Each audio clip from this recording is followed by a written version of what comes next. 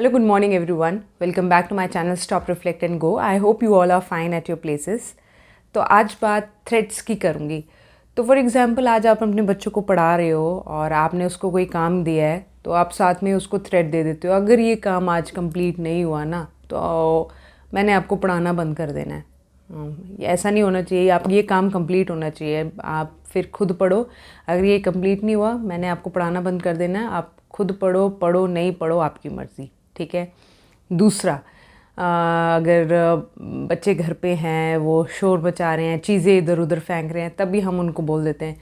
अगर अब मैंने ये सब कुछ क्लीन किया, अगर अब यहाँ से वहाँ चीज़ें हुई या यहाँ से वहाँ आपने कोई चीज़ फेंकी तो आपका एक तो आउटिंग्स बंद कर देंगे हम. ठीक है. और आपका जो ये टॉयज़ वगैरह जो आप न्यू लेते हो ना, ये सब कुछ बंद कर देंगे.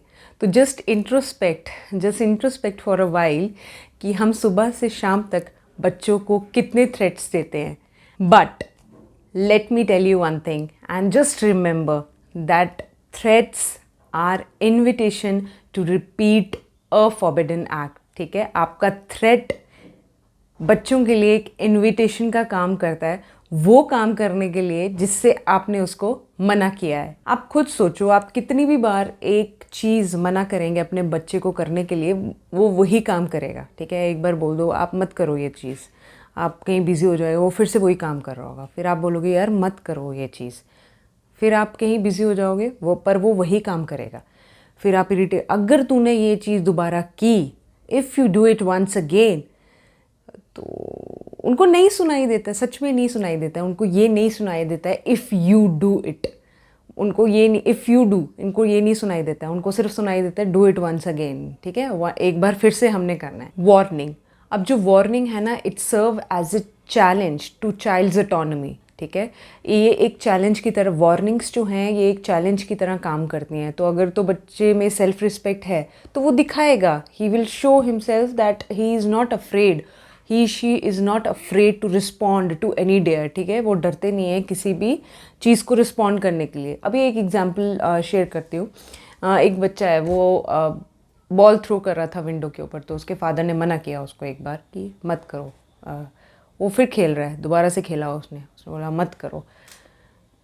लास्ट वार्निंग दी उसने कि उसके फादर ने लास्ट वार्निंग दी, अगर ये अब आपने दोबारा फेंका तो अच्छा नहीं होगा. तो उसने वो दोबारा से फेंका और वो विंडो की जो ग्लास था वो टूट गया. और उसके बाद जो हुआ मुझे डिस्क्राइब करने की ज़रूरत नहीं है. तो एक और एग्जांपल शेयर करती हूँ. एक 7 साल का बेटा था, तो वो अपने भाई के ऊपर पॉपगन यूज़ कर रहा था. ठीक है. उसने एक बार उसको टारगेट किया पॉपगन से.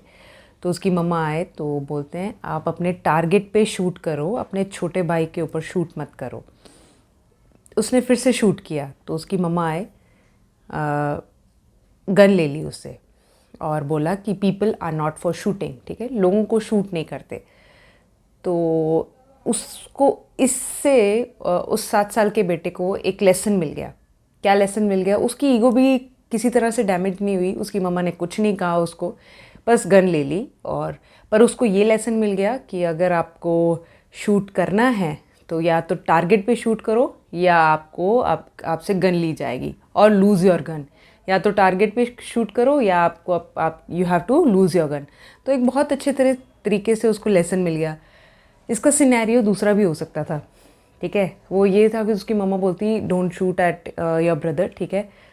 तो फिर तुझे पता नहीं चलता उसके ऊपर नहीं शूट करना, वो लग जाएगी, छोटा है तेरे से, यू आर बिग ब्रदर, वो छोटा ब्रदर है, लग जाएगी तो मैं कहाँ से हॉस्पिटल लेके जाऊँगी अभी, ब्ला ब्ला थिंग्स हैव. एक के बाद एक चीज़ फिर आती जाती है.